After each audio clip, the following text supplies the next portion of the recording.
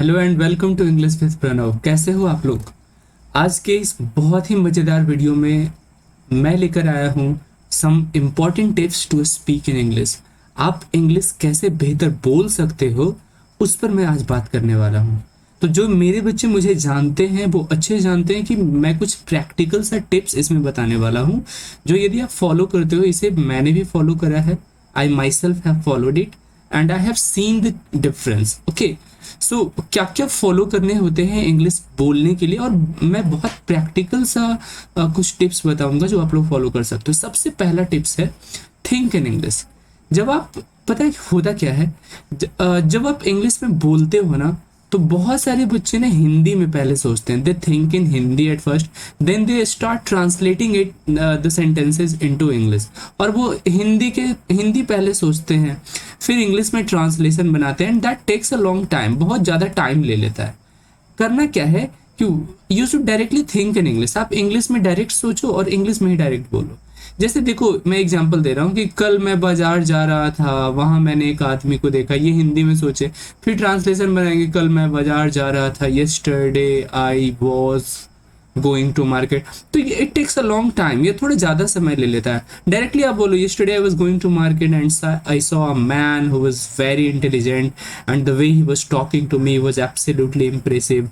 The kind of talk we had together was absolutely worth remembering. इस तरीके से जब आप सोच डायरेक्ट इंग्लिश में थिंक करते हो ना, when you think in English, तो ये बहुत ही आपके स्पीड को बढ़ा देता है। तो ये हो गया आपका सबसे पहला बहुत इंपॉर्टेंट है कि थिंक इन इंग्लिश, आपको इंग्लिश में सोचना है।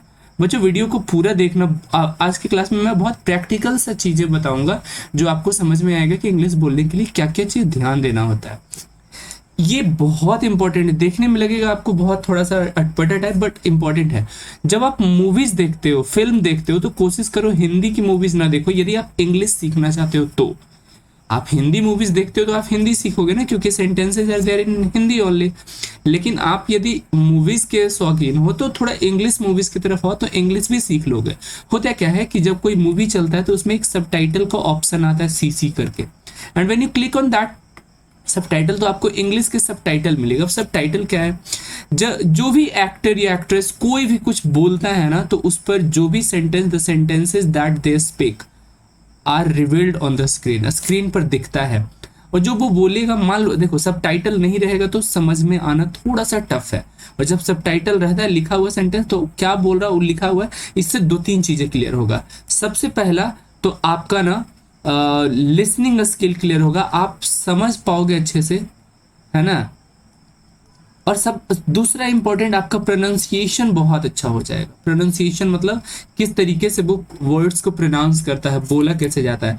और तीसरा सबसे इंपॉर्टेंट है कि आपके पास बहुत सारे इंग्लिश के सेंटेंसेस डेवलप हो जाएंगे। आपके पास बहुत सारे इंग्लिश के, देखो मैं पर्सनली ये मानता हूं कि इंग्लिश के टीचर को इंग्लिश टू इंग्लिश में ही पढ़ाना चाहिए। द रीजन इज कि यदि हिंदी वो बोलते रहेंगे टीचर, तो बच्चे हिंदी के सेंटेंसेस सुनेंगे ना। हाँ, लेकिन कुछ बच्चे जो बहुत कमजोर होते हैं, उन्हें सिर्फ हिंदी में ही चीज़ें समझ में आती है, तो टीचर को रेशियो बांटना चाहिए। 70% इंग्लिश यूज करना चाहिए, 30% हिंदी यूज करना चाहिए। हिंदी तभी जरूरत पड़े यूज करें जब आप को नहीं समझ में आ रहा। तो आप मूवीज देखो बच्चों, मैं आपके लिए बोल रहा हूँ, तो इंग्लिश मूवीज देखो, try to watch English movies. ये दूसरा बहुत इंपॉर्टेंट है ना। चलिए, तीसरा मैं बहुत प्रैक्टिकल से टिप्स बता रहा हूँ, बहुत इंपॉर्टेंट है।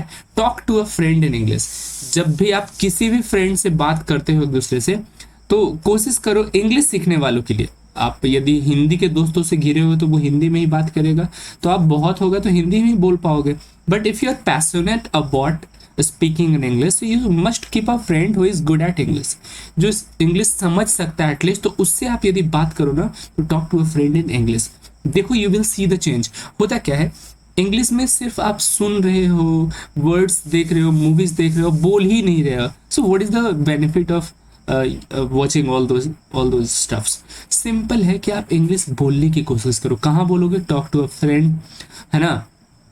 ज्वाइन इन इंग्लिश क्लास, ऐसा स्पोकन इंग्लिश क्लास ज्वाइन करो जहाँ कुछ लोग बोलते हो, या आपके दोस्त सर्कल फ्रेंड में कोई होंगे जो इंग्लिश अच्छा जानते होंगे, talk to them in English, that will enhance your fluency. पता है मैं क्या करता था, बहुत समय पहले की बात है, जब स्मार्टफोन नहीं उतना यूज में था, तो छोटे छोटे जो सेल फोन होता था ना, जैसे नोकिया का टिप टिप या मोबाइल जिसको आप लोग बोलते हो, वो उससे ना मैं कस्टमर केयर को फ्री में बात होता था, उससे मैं इंग्लिश ऑप्शन रहता था, यदि आप हिंदी में बात करना चाहते तो एक दवा, इंग्लिश में बात करना चाहते तो दो दवा, मैं इंग्लिश में बात किया करता था, तो उससे भी थोड़ा थोड़ा हमको लगता था कि that I got the English environment.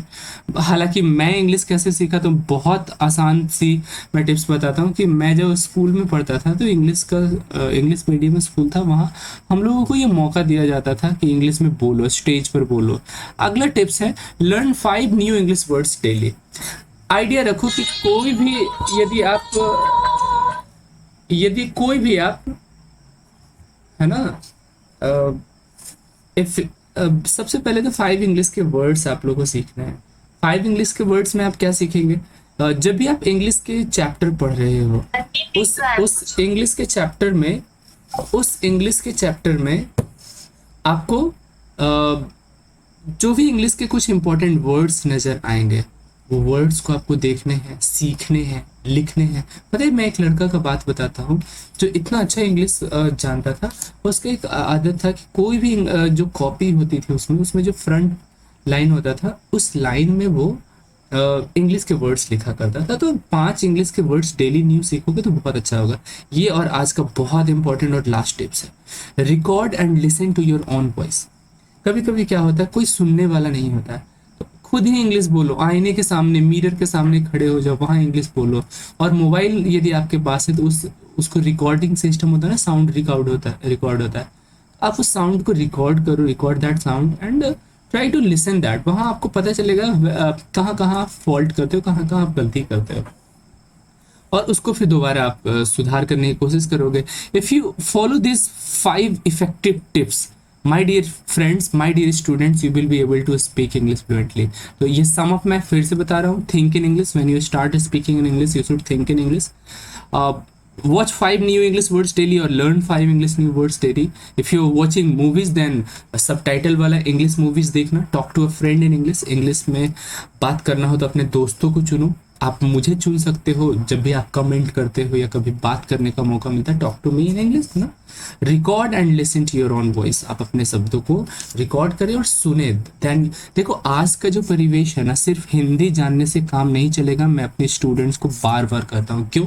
क्योंकि यदि आप हिंदी जानते हो तो आजकल की जो इंटरनेट की दुनिया है, ग्लोबलाइज्ड दुनिया है, अब बहुत आसान हो गया है वर्ल्ड के लोगों से कनेक्ट करने का। और वर्ल्ड के लोगों से कनेक्ट करना हिंदी एकमात्र ऑप्शन नहीं हो सकता है, आपको इंग्लिश जानना पड़ेगा। You will have to know English. क्यों?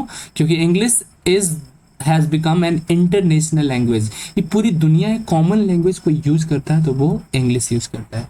तो इन सारे टिप्स को आप लोग ध्यान देना। उम्मीद करते हैं ये वीडियो, एक छोटा सा वीडियो जिसमें मैंने बताया how to speak English at home, घर में रह करके आप इंग्लिश कैसे सीख सकते हो। कोई पैसा देने की जरूरत नहीं है। आप मोबाइल चलाते हो तो इंग्लिश मूवीज देखो, इंग्लिश में सोचो, दोस्तों से बात करते हो इंग्लिश में बात करो। थोड़ा सा ना पागलपन इंग्लिश के लिए लाना पड़ेगा, देन ओनली यू, क्योंकि it's tough for for that speaker who is not a native English speaker to speak English. थोड़ा सा टफ होता है जो इंग्लिश के बैकग्राउंड से नहीं होता है। तो आसान है। मैं खुद इंग्लिश के बैकग्राउंड से नहीं हूँ, मैं कोई इंग्लैंड से नहीं हूँ, but I have learn to speak in English and these are the practical tips that I have followed, and I can see the difference in myself. I am not saying that I am a great speaker of English, but yes, I can speak English by following these beautiful tips. You can also do the same. I hope this video might have been very much useful for you. If you have liked this video, then please share it to all and make sure to subscribe to this channel for more English videos. See you all in the next video. Thank you.